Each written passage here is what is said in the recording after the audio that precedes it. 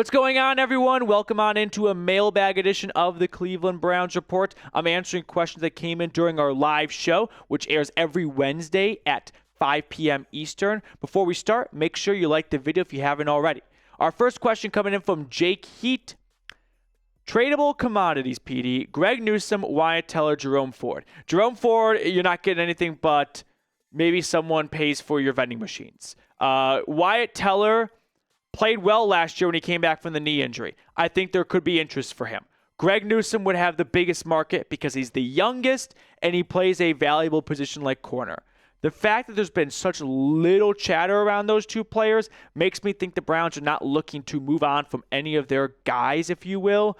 But I'm still a little surprised to see Cleveland roll into next season with Joel Bitonio and Wyatt Teller with those contracts.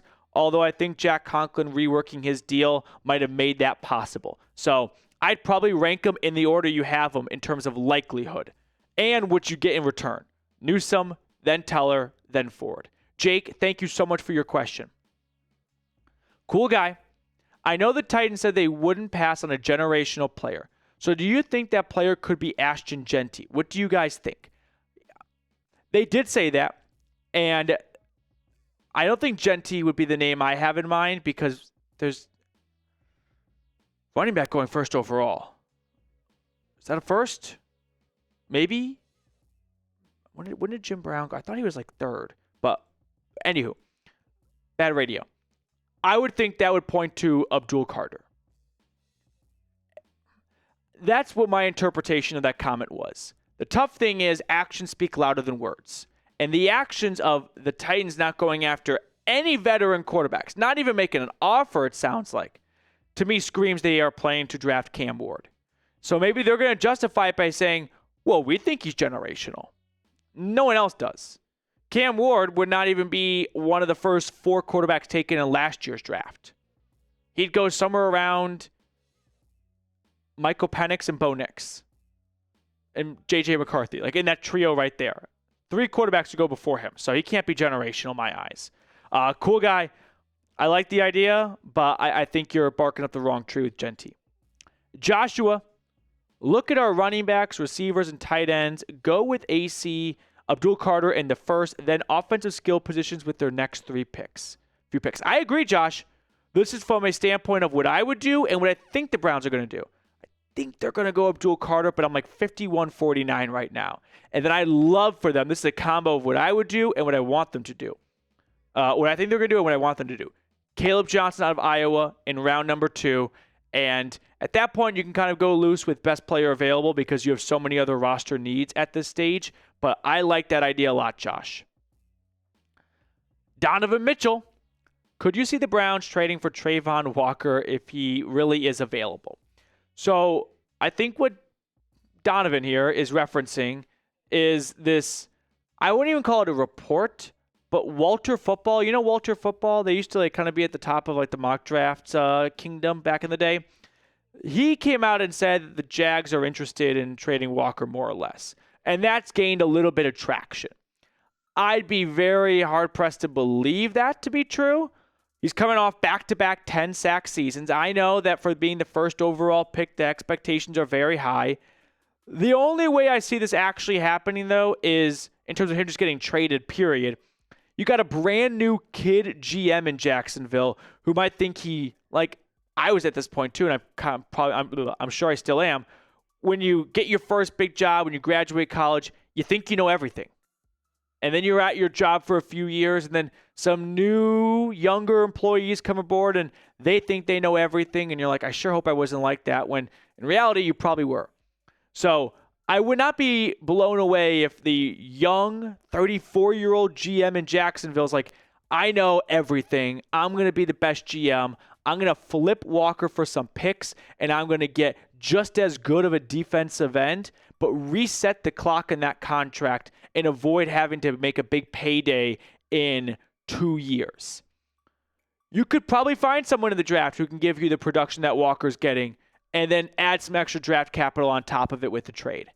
The Browns definitely have always barked up the trees of, ooh, former first-round pick available? Like, let's talk game. Let's talk shop. What would it cost? I don't believe that Cleveland is actually going to get this done. But in another world, it'd be a lot of fun because you could then pair him with Myles Garrett, and that frees you up for the second overall pick to maybe go with like a, say, if you want Travis Hunter, right? That'd be a really fun offense and defense right there. So I'll ask you guys, would you trade for the former first overall pick out of Georgia by the Jags? Give me a yes or give me a no. I would think it'd cost you multiple day 2 picks. Maybe a first, but the Browns are giving up a second overall pick. So it could be something like the Browns and Jags swap first-round picks this year. They then get to take Abdul Carter, and the Browns fall back to 5, and the Jags also get the 33rd overall pick. Just an idea. Christopher Stofira, draft not good for needs. Carter or trade down. So the draft strength this year: interior defensive line, running backs, tight ends. Those are the 3 position groups that jump out to me the most. The weaknesses: offensive tackle, quarterback, and wide receiver. The Browns need a new tackle and a new quarterback. A new DT is not really a big needle mover for me when you took Mike Hall in the second round last year. So I don't disagree, Chris. If you can find someone to trade with, I'd make that trade. If you can find a way to get another first-round pick in next year's draft, now you got 2 teams to kind of bet on to finish at the top of the draft for a new quarterback if you need one. Like the Bears, they got the first overall pick because of the Carolina Panthers sucking, and that's how they got Caleb Williams. Nunya. Hey, how about we draft Abdul Carter and trade for another first-round pick for the Ravens and get Jackson Dart in the 3rd round, get Quinshon Judkins. I was like, okay, let's start with talking about the Abdul Carter bit here. I like that. You sold me. No more argument on my end. Trading for a first with the Ravens is very rare. The Browns and Ravens made a draft trade like 2 years ago. It involves a 6th and a 7th going back and forth, but interdivision trade, helping the Browns out, the future first. The Ravens could look at that as like, hey, it's not a bad idea because we plan on being good and we plan on giving the Browns a late first-round pick. But that'd be making a big bet because if they were to have injuries happen, or which, it's the Ravens we're talking about here, and they give the Browns an early pick, I can't imagine even for the Ravens to be that early, but that could come back to haunt them. You know how like the Bills traded with the Chiefs so that Kansas City could draft Patrick Mahomes. And as for Quinshon Judkins or Jackson Dart, I'm not super high on the Jackson Dart train. I'm high enough on it to go like sure a round 3 pick, but 2nd or 33rd, I'm passing. And Judkins, I'd probably look at as a 4th round talent. Kathy, how likely if Kevin and Berry don't turn it around will they be fired? That's a great question. The way they're acting and behaving, it doesn't seem to have a lot of urgency or a lot of fear or panic, better yet. The Giants have fear and panic. You're seeing Joe Shane, the GM, and Brian Daboll, the head coach, beg for Aaron Rodgers, Matthew Stafford, Russell Wilson. The Browns, they didn't kick the tires on Rodgers. They brought Wilson in for a visit. It never seemed like they were all that in on Stafford. To me, that does not reflect a duo that fears that, hey, this season is make or break for us. Whereas for the Giants, they need a quarterback that can help them win right now. Otherwise, they're getting fired.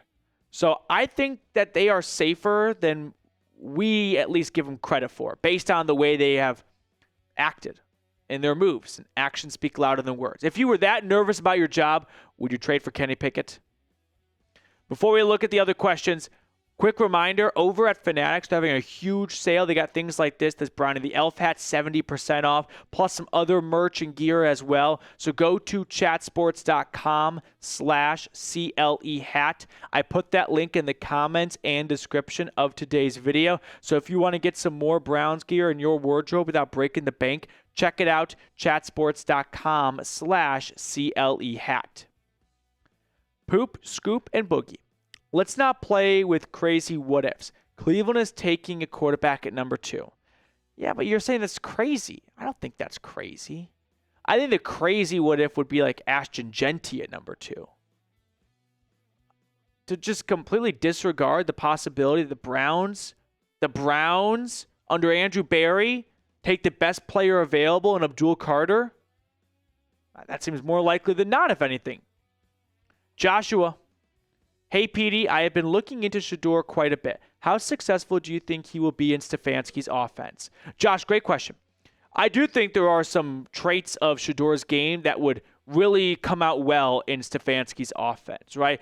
Stefanski's offense is not, hey, I need you in shotgun. I want 3 receivers. I want one guy doing a flag route, one guy doing a post route, and one guy doing a deep curl. That requires the quarterback to make some difficult, deep throws. That's not Shedeur's strength. He's not incapable of doing it, but asking him to do that 10 to 15 times a game, and you're not going to get the best out of Shedeur. No, Shedeur is a quarterback who wins with accuracy, who wins with his toughness especially, and he doesn't have fantastic mobility, but he's got, I wouldn't say great pocket presence because 99 sacks, some of that has to go on the quarterback, but I think sticking him under center in that play action offense, I think that could be the best version of himself. The thing with Shedeur is there's a lot of things I could say right now, but I'll try and consolidate it to this. I do not believe he is talented enough to be a second overall pick that can elevate a depleted offense around him. An offensive line that's regressed and is aged. A run game that has no heartbeat, has no sense of direction, no compass. A receiver room that's got Jerry Jeudy and maybe Cedric Tillman. That doesn't seem like an offense that Sanders is going to walk into and have success with. I think Sanders could be successful on an offense where he sits for a year, learns more about the NFL game speed, and then steps into an offense that has some good pieces around it already. That's not happening in Cleveland. Jeremy Stallman with a $50 super chat live during our mailbag. We have to go after Abdul Carter, have 2 supreme rushers, and then go get your quarterback in the second round. Let's go, Browns. PD, keep up the great work. Hashtag your sidekick. Let's go, Browns. Jeremy, thank you so much. Stick around for after the mailbag because I have something I want to share I think you get a good kick out of. But I'm with you on the Abdul Carter part. Pick 33 seems a little bit rich for some of these quarterbacks. I'm not going to let the offseason boredom persuade me to start believing they're better than they really are. The draft, it's like, is it Stockholm Syndrome, right? Is that it? Where you're like, you start to fall in love with your captor a little bit. We're right now being like held hostage by time. We had to wait from the end of the NFL season, college football season, till the end of April. It's a lot of waiting.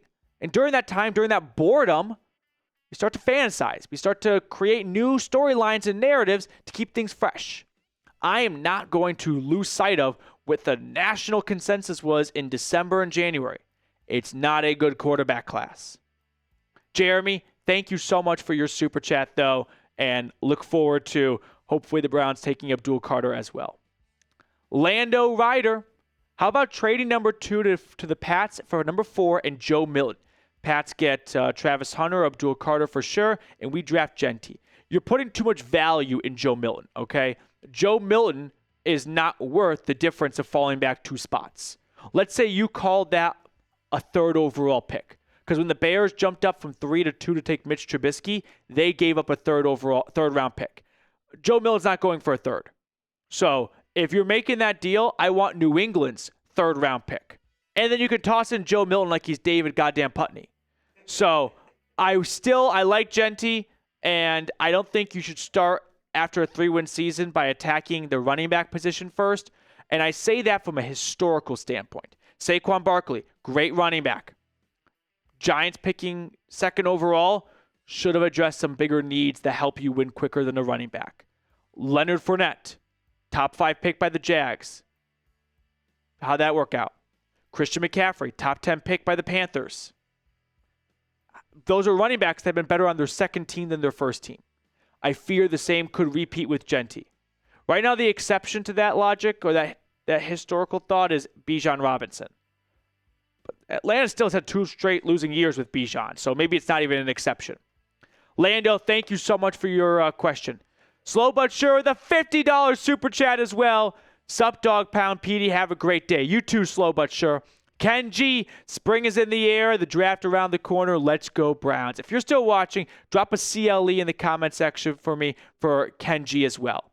Football Prods, I just joined. Did I miss Russ news that you said? We're filming this during our mailbag, so by the time you're watching this as a video, it's been a couple of days since I filmed this, but the Russ news that he is referring to on Wednesday when I filmed this is the Browns are waiting on a Russell Wilson decision before beginning their Carson Wentz odyssey, to use a word from Andrew Berry's vocabulary. Thank you guys so much for tuning in. Let's pick a card and let you get on your way. Which card do you want to go with, Reed? Let's go with, how about not the 8 of diamonds, but the 9 of clubs. I'm going to say the 5 of spades.